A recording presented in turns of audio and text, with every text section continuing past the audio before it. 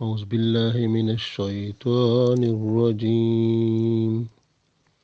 بسم الله الرحمن الرحيم.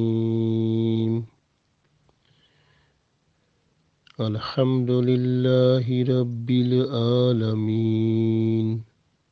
الرحمن الرحيم مالك يوم الدين إياك نعبد وإياك نستعين اهدنا الصراط المستقيم صراط الذين أنعمت عليهم غير المغضوب عليهم ولا الضالين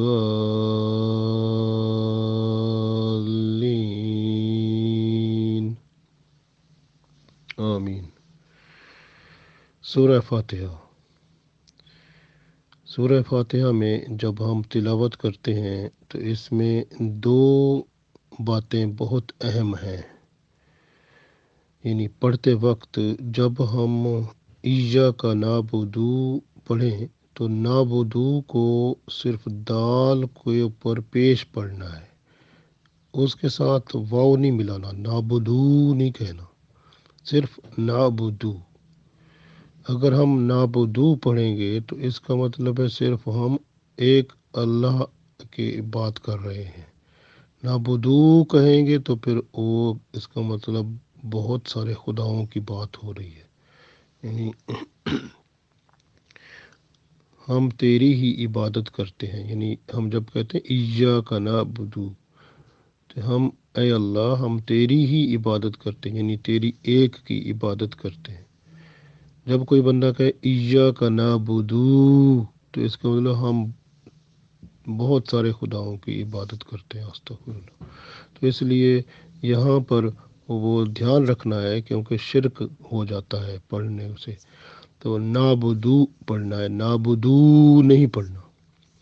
دوسری بات جو اس صورت میں پڑھنے میں ہے وہ ہم انعمتا جب ہم پڑھتے ہیں تو انعمتا ہی پڑھنا ہے، تا کے اوپر زبر پڑھنی ہے، پیش نہیں پڑھنا، تو زبر پڑھنی ہے انعمتا، انعمتو نہیں کہنا۔ اگر انعمتو کہہ دیا تا کے اوپر پیش پڑھ لیا تو وہ شرک ہو جاتا ہے، یعنی انعمتا علیہم، یعنی تو نے انعام کیا۔ تو اب ہم جب اس طرح پڑھیں گے انعمتو علیہم تو اس کا مطلب ہے میں نے انعام کیا، تو وہ جو ہے نا شرک پڑ جاتا ہے۔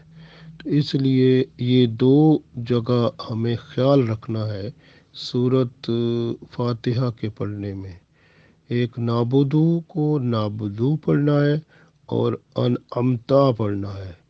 تو انشاءاللہ اس سے ہماری قرآن پاک کی یہ صورت بہتر ہو جائے گی پڑھنے میں۔ یہاں پر ایک اور بات چھوٹی سی ہوتی ہے، وہ یہ ہوتا ہے کہ جب ہم را پڑھتے ہیں نا تو وہ را پڑھتے ہوئے بعض اوقات آواز وائبریٹ کرتی ہے، لرزتی ہے، تو وہ ایک کی بجائے بہت سارے را پڑھے جاتے ہیں، جیسے ایسے ہم کہتے ہیں نا را کی، دیکھیں کتنی آوازیں نکلتی ہیں۔ ہمیں پڑھنا چاہیے الرحمن الرح، تو ہم ایک را پڑھتے ہیں نا۔ اگر ہم ایسے را کو تھوڑا پڑھتے ہوئے لرزتے ہیں یا وائبریٹ کرتے ہیں، ار ار اس طرح کی آواز نکلتی الرح الرح الرح، اگر ہم ایسے کہیں الرحمن تو وہ را کیونکہ لرز کے نکلے گا تو اس میں را کی آوازیں زیادہ ہو جاتی ہیں، تو را ایک لفظ ایک حرف جو ہے وہ زیادہ بار پڑھا جاتا ہے۔ تو یہ بھی دھیان رکھنا ہے کہ جب ہم را پڑھنے کی کوشش کریں رحیم میں یا رحمان میں تو ہمیں ذرا خیال رکھنا ہے کہ آواز میں وائبریشن نہیں ہونا چاہیے، یعنی وہ لرزنی نہیں چاہیے، تو انشاءاللہ پھر یہ بھی ٹھیک ہو جائے گا۔ تو اس طرح سے ذرا خیال کر کے تھوڑا ہم پڑھیں گے تو بہتر ہو جائے گا انشاءاللہ۔ اب اس میں جب ہم پڑھتے ہیں اعوذ باللہ من الشیطان الرجیم، میں اللہ کی پناہ میں آتا ہوں شیطان مردود سے، بسم اللہ الرحمن الرحیم۔ اللہ کے نام سے شروع کرتا ہوں جو بہت بڑا مہربان نہایت رحم والا ہے۔ الحمد للہ رب العالمین۔ الحمد، ال کا مطلب تمام، حمد کا مطلب تعریفیں اور شکریہ، اور ہم کہتے ہیں تمام تعریفیں، الحمد یعنی تمام تعریفیں للہ اللہ کے لیے ہیں، رب العالمین جو تمام جہانوں کا رب ہے۔ رب کا مطلب پالنے والا، جو پالنے والا ہے، عالمین تمام جہانوں کا۔ الحمدللہ، اللہ تعالیٰ کا بہت شکر ہے، یعنی ہم کہتے ہیں نا الحمدللہ، اللہ کا بہت شکر ہے، اللہ تعالیٰ کی سب تعریفیں ہیں، سب شکر اور تعریفیں اللہ کے لیے ہیں۔ رب جو پالنے والا ہے، عالمین تمام جہانوں کا۔ الحمدللہ رب العالمین، سو تمام تعریفیں اور تمام شکر اللہ تعالیٰ کے لیے ہیں جو تمام جہانوں کا پالنے والا ہے۔ الرحمن، رحمان جو لفظ ہے یہ بہت بڑی وسیع رحمت کو اپنے اندر لیے ہوئے ہے، یعنی ایسی رحمت جو اللہ کی کافروں پر بھی ہے، مسلمانوں پر بھی ہے، سب پر۔ تو یہ رحمان لفظ، اس کا مطلب ہے بہت ہی بڑا مہربان، اور رحیم، رحیم یعنی وہ مہربان جو ایمان والوں پر مہربان ہے، جس پر اندر ایمان ہے۔ تو ہم کہیں گے الرحمن الرحیم، الرحمن الرحیم، بہت بڑا مہربان نہایت رحم کرنے والا۔ مالکی یوم الدین، مالک، مالک کا مطلب ہوتا ہے جس کے پاس سب کچھ ہو۔ ہم کیونکہ بندے ہیں، ہم تو غلام ہیں، ایک ہوتا ہے مالک، ایک ہوتا ہے غلام۔ تو اللہ مالک ہے، ہم اس کے غلام ہیں، تو اب ہم غلام ہی بن جائیں، اللہ تعالیٰ ہمیں توفیق دے، آمین۔ مالکی، تو وہ مالک ہے، یوم الدین، یوم کا مطلب دن، دین کا مطلب ہے وہ دینے والا، یعنی وہ دن جس میں دیا جائے گا بدلہ، یعنی بدلے والا دن، جس دن اللہ تعالیٰ کسی کو اس کا ریوارڈ دے گا، جو ہم نے دنیا میں کیا ہوگا اس کا بدلہ ہمیں ملے گا۔ تو وہ بدلے کا دن ہے، دینے کا دن ہے، وہ اللہ تعالیٰ کی طرف سے ہر بندے کو اس کی کمائی لوٹانے کا دن ہے، اور اسی کے اوپر پھر جنت اور دوزخ میں جانے والا معاملہ ہونا ہے۔ تو اس لیے وہ دن جو ہے، جو قیامت کے بعد، قیامت والا دن، یعنی جس میں حساب کتاب ہونا ہے، محشر کا دن، تو اس کا مالک اللہ خود ہے۔ مالکی یوم الدین، تو مالک جو ہے اللہ مالک ہے، یوم دن کا، دین وہ دینے والا بدلے کے دن کا، تو یا روز جزا کا آپ کہہ سکتے ہیں۔ مالک اللہ روز جزا کا مالک ہے، اللہ محشر کے دن کا مالک ہے، اللہ اس دن کا مالک ہے جس دن بدلہ دیا جائے گا۔ مالکی یوم الدین، اللہ روز جزا کا مالک ہے، مالک ہے روز جزا کا۔ ایاکا نعبدو، ایاکا نعبدو، ایاکا کا جب آتا ہے تو ہم صرف خاص اللہ کی طرف رجوع ہو جاتا ہے، تو ہم کہتے ہیں ایاکا نعبدو، کہ ہم صرف تیری ہی، ایا صرف تیری، یعنی ہم صرف تیری ہی نعبدو عبادت کرتے ہیں، یعنی ہم صرف تیری ہی عبادت کرتے ہیں۔ وَإِيَّاكَ، اور ہم صرف تجھ سے ہی نستعین مدد مانگتے ہیں یا مدد چاہتے ہیں۔ اہدنا الصراط، اہدی، یہ اہدی کا مطلب ہے کہ ہدایت دے، نا کا مطلب ہمیں، سو ہمیں ہدایت عطا فرما، صراط راستہ، مستقیم سیدھا۔ اہدنا الصراط المستقیم، ہمیں سیدھے راستے پر چلا۔ صراط راستہ، الذین ان لوگوں کا، انعمتا جن پر تو نے انعام کیا، علیہم ان پر۔ صراط الذین انعمتا علیہم، راستہ ان لوگوں کا جن پر تو نے انعام کیا، غیر المغضوب، غیر کا مطلب نہ، وہ غیر جو ہوتے ہیں جو ان کے علاوہ، یعنی نہ ان لوگوں کا راستہ، مغضوب جن پر غضب ہوا یا اللہ کا غصہ ہوا، علیہم ان پر، ولدالین، وا کا مطلب اور، لا نہیں، دالین بھٹکے ہوئے کا، ولدالین اور نہ ان لوگوں کا راستہ جو بھٹکے ہوئے تھے۔ آمین، یعنی اللہ سے ہم دعا کرتے ہیں الہی ہماری اس دعا کو قبول فرما۔ تو غیر المغضوب علیہم، نہ ان لوگوں کا راستہ جن پر تیرا غضب ہوا، ولدالین اور نہ ان لوگوں کا راستہ جو بھٹکے ہوئے ہیں، یعنی جو اپنے راستے کو بھول چکے ہیں، بلکہ وہ غلط راستے پر یا ایسے راستے پر چل پڑے ہیں جو سیدھا راستہ نہیں ہے۔ تو یہ ہم اللہ تعالیٰ سے دعا کرتے ہیں۔ اب ہم کیونکہ اس صورت کی تفسیر صراط الذین انعمت علیہم تک ہو گئی تھی، اب ہم صرف آخری آیت جو ہے غیر المغضوب علیہم ولا الضالین، تو اس کی ہم آج انشاءاللہ بات کرتے ہیں۔ غیر المغضوب یعنی نہ ان لوگوں کا راستہ، علیہم ان پر، یعنی جن پر مغضوب غضب ہوا، یعنی اللہ تعالیٰ غصے ہوا۔ اب یہاں پر مغضوب سے مراد وہ لوگ ہیں جو یہودی ہیں، یعنی بنی اسرائیل کے وہ لوگ جو یہود سے تعلق رکھتے ہیں۔ یعنی اب غور کریں کہ وہ ان پر غضب کیسے ہوا۔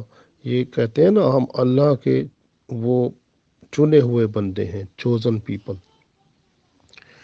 تو اصل میں یہ ہے جب اللہ تعالیٰ مہربان ہوا، اللہ نے ان کو بہت بڑی فضیلت دی، اور بعد میں جب گناہ کرتے رہے، ایک جب اللہ تعالیٰ کی رحمت ہوئی تو پھر گھرے ہو گئے، گناہوں کی طرف چل پڑے، پھر اللہ تعالیٰ نے معاف کر دیے گناہ، پھر دوبارہ ان کو ہدایت مل گئی، پھر گناہوں کی طرف پھر چل پڑے، پھر ان کو اس طرح سے یہ ہوتا رہا، تو پھر اللہ تعالیٰ ناراض ہو گیا۔ تو اللہ تعالیٰ کی ناراضگی، غصہ جو تھا وہ عذاب کی شکل میں آیا۔ اتنا ان پر عذاب ہوا کہ اگر یہ پانی بھی پیتے تھے، جب وہ گلاس میں ہوتا تھا تو پانی ہوتا تھا، جب منہ کے قریب جاتا تھا تو وہ خون بن جاتا تھا۔ اسی طرح وہ جو چیچڑ ہوتے ہیں، جیسے جسم کے اوپر، سکن کے اوپر لگ جاتے ہیں ایسے کیڑے سے جو پھر چھوٹتے نہیں ہیں، ساتھ اس کے سکن بھی جاتی ہے، وہ مصیبت ان کے اوپر آئی۔ اسی طرح سے مینڈک جو ہوتے ہیں، تو یہ مینڈک اتنے زیادہ ہو گئے، بہت زیادہ، اور اتنے زیادہ ہو گئے کہ وہ جو ہے جب کھانا کھاتے تھے، کھانا کھاتے ہوئے جب مینڈک یعنی یہ کھانا کھاتے ہوئے منہ کھولتے تھے تو وہ نوالا منہ میں نہیں جاتا تھا، پہلے مینڈک منہ میں چلا جاتا تھا، اتنے زیادہ ہو گئے۔ اسی طرح راستہ یہ جب چل پڑے تو ایک راستے میں اللہ تعالیٰ نے ان کو وہ 40 سال تک یہ ایسے چلتے رہے کہ صبح سویرے جب چلتے تھے تو شام کو دیکھتے تھے وہیں پہ ہیں جہاں سے چلنا شروع کیا تھا۔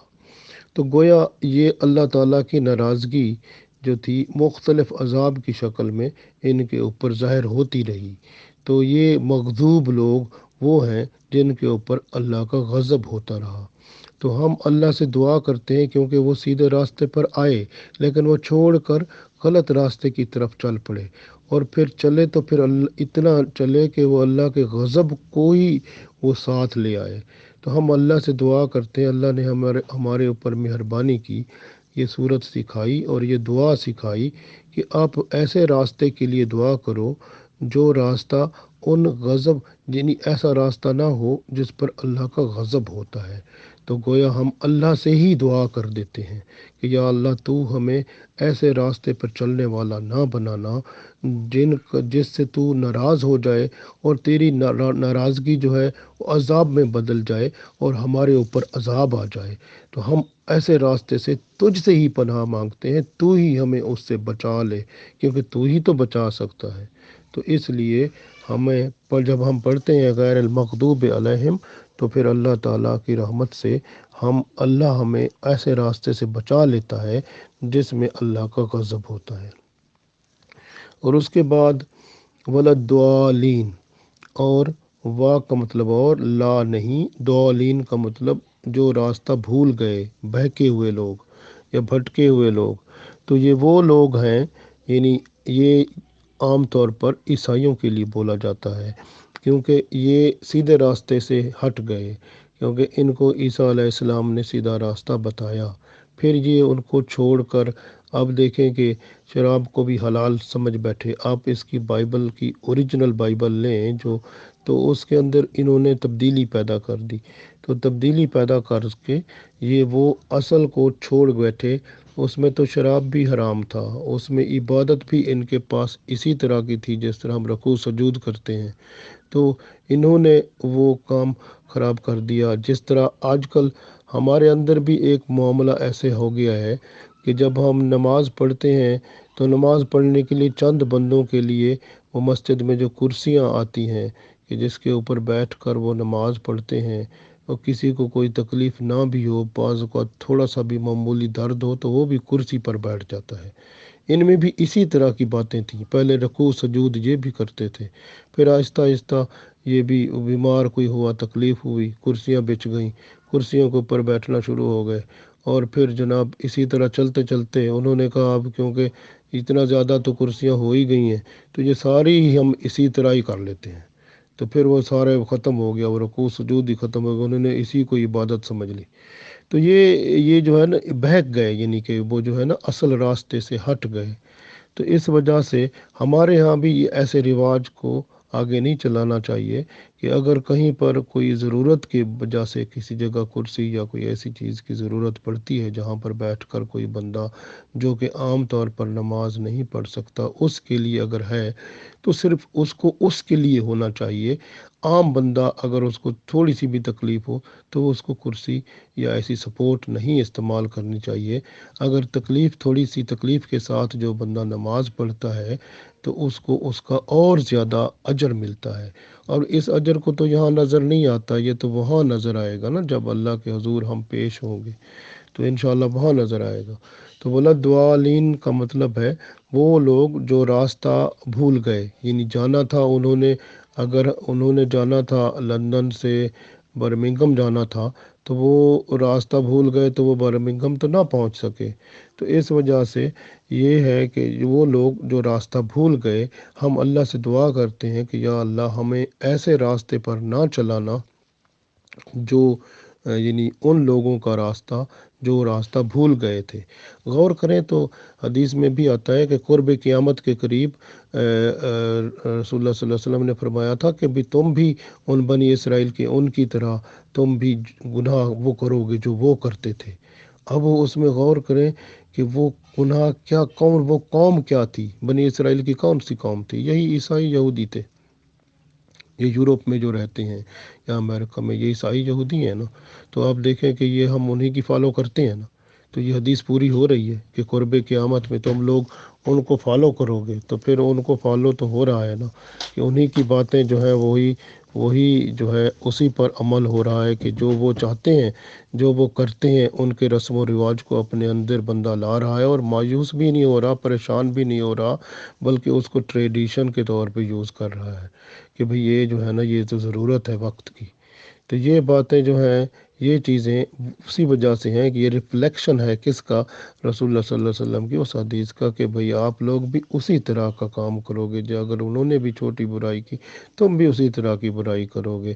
تو ہر قسم کے کام ہو رہے ہیں، ہمیں دیکھنا ہے کہ ہمارا دین اسلام ہے، اسلام میں کس چیز کی اجازت ہے اور کس کی نہیں ہے، اور ہمیں کس طرح سے کون سا راستہ ہے جو کہ سیدھا راستہ میں نے جیسے بتایا تھا، تو ہمیں اس کے اوپر عمل کر کے انشاءاللہ اللہ اور اس کے رسول صلی اللہ علیہ وسلم کے ہاں مقبول ہونا ہے۔